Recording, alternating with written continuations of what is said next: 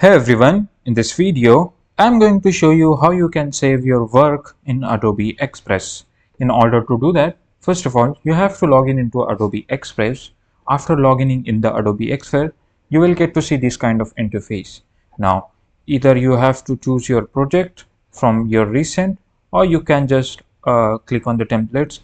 Right now, I don't have created projects, so I will just simply click on the templates. For example, I want to store the presentation. Simply click on the presentation. It will take me to this. Now I want to save this work. So I will just simply click on the share button. Now from here I can upload this whole presentation on my Google Drive or OneDrive or Dropbox or issue as well. Now if I want to download this whole presentation, I will just simply click over here. As you can see here, if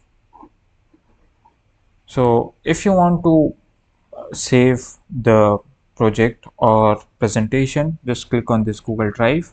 Now if you want to download, just click on this show more or show all and click on the download, so you can save this whole project in your PC.